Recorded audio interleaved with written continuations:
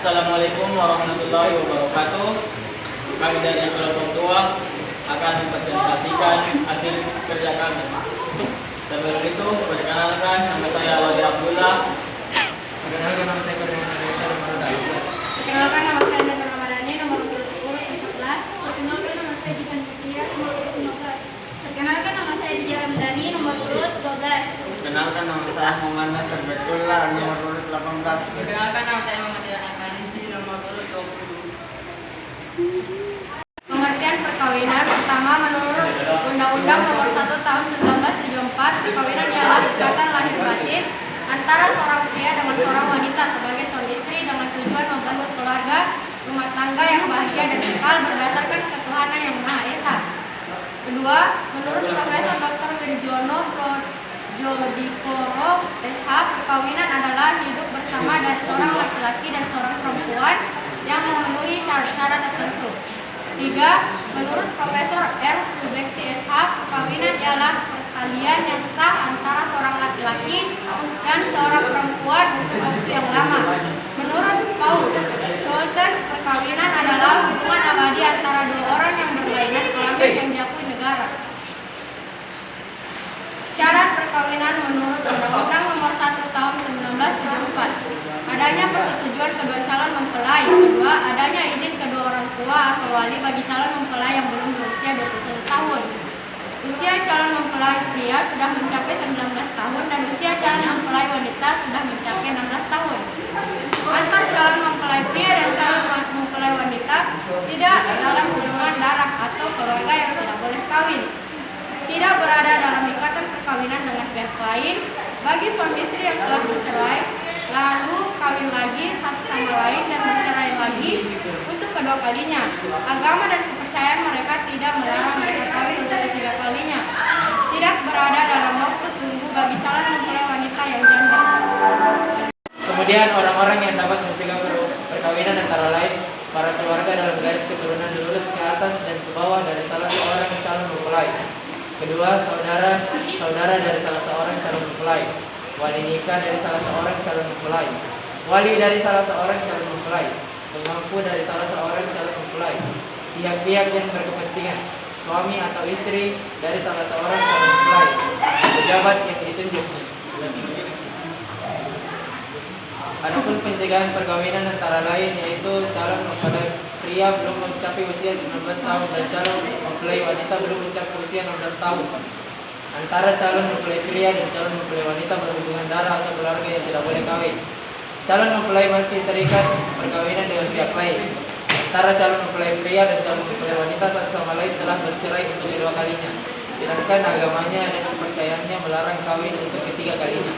Dan terakhir, perkawinan yang akan dilangsungkan tidak memenuhi prosedur atau tata cara yang telah ditentukan dalam peraturan perundang-undangan. Pihak-pihak yang dapat mengajukan pembatalan perkawinan pasal 21 UP yaitu para keluarga dalam garis keturunan ke atas dari suami atau istri, pejabat yang berwenang hanya selama perkawinan belum diputuskan, pejabat yang ditunjuk tersebut ayat 2 pasal 6 UU ini, dan setiap yang mempunyai kepentingan hukum secara langsung terhadap perkawinan tersebut, tetapi hanya setelah perkawinan itu putus. Dan perkawinan yaitu berkenaan dengan perjanjian perkawinan dalam pasal 29 UP ditegaskan sebagai berikut. Pada waktu atau sebelum perkawinan dilangsungkan, kedua pihak atas persetujuan bersama dapat mengadakan perjanjian tertulis yang disahkan oleh pegawai pencatat perkawinan. Selama isinya berlaku juga terdapat pihak ketiga sepanjang pihak ketiga tersangkut. Perjanjian tersebut tidak dapat disahkan bila mana melanggar batas-batas hukum, agama, dan kesusilaan. Perjanjian tersebut boleh berlaku setiap perkawinan dilangsungkan. Selama perkawinan berlangsung, perjanjian tersebut tidak dapat diubah kecuali bila dari kedua belah pihak ada persetujuan untuk mengubah dan perubahan tidak merugikan pihak ketiga. Kewajiban suami dan istri. Suami wajib melindungi istrinya dan memberikan segala suatu keperluan hidup berumah tangga sesuai dengan kemampuannya. Istri wajib mengatur urusan rumah tangga sebaik-baiknya. Jika suami atau istri memalingkan kewajibannya masing-masing dapat mengajukan kepada pengadilan. Harta benda dalam perkawinan pasal 35 SD 337 berkenaan dengan harta benda dalam perkawinan. Menurut pasal 35 UUP bahwa harta benda yang diperoleh selama perkawinan menjadi harta bersama, harta benda dari masing-masing suami dan istri, dan harta benda yang diperoleh masing-masing sebagai hadiah atau warisan adalah di bawah permasalahan masing-masing sepanjang para pihak-pihak menentukan lainnya. Putusnya perkawinan.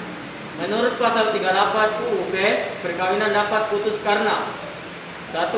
Kematian, 2. Perceraian, 3. Atas keputusan pengadilan. Akibat putusnya perkawinan karena perceraian menurut pasal 41, baik ibu atau bapak tetap berkewajiban memelihara dan mendidik anak-anaknya semata-mata berdasarkan kepentingan anak bila mana ada perselisihan mengenai penguasaan anak-anak. Pengadilan memberi keputusannya. Bapak yang bertanggung jawab atas semua biaya pemeliharaan dan pendidikan yang akan diperlukan anak itu. Bila mana bapak dalam kenyataan tidak dapat memberi kewajiban tersebut, pengadilan dapat menentukan bahwa ibu ikut memikul biaya tersebut. Pengadilan dapat mewajibkan kepada bekas suami untuk memberikan biaya penghidupan dan atau menentukan suatu kewajiban bagi bekas istri. Kedudukan anak. Anak yang sah ialah anak yang dilahirkan dalam atau sebagai akibat perkawinan yang sah, pasal 42. Anak yang dilahirkan di luar perkawinan hanya mempunyai hubungan perdata dengan ibunya dalam keluarga ibunya. Kedudukan anak tersebut selanjutnya akan diatur dalam peraturan pemerintah, pasal 43. Seorang suami dapat menyatakan sah anaknya yang dilahirkan oleh istrinya bila mana ia dapat membuktikan bahwa istrinya telah berzina dan anak itu akibat daripada perzinaan tersebut. Perwalian. 1. Anak yang belum mencapai umur 18 atau 18 tahun belum pernah melangsungkan perkawinan, yang tidak berada di bawah kekuasaan orang tua, berada di bawah kekuasaan wali. Perwalian itu mengenai pribadi anak yang bersangkutan maupun harta bendanya dalam pasal 50. 2. Wali dapat ditunjuk oleh satu orang tua yang menjalankan kekuasaan orang tua sebelum ia meninggal dengan surat wasiat atau dengan lisan di hadapan dua orang saksi. Suatu perkawinan adalah sah apabila dilakukan dengan memenuhi semua syarat dan hukum-hukum agamanya dan kepercayaan itu.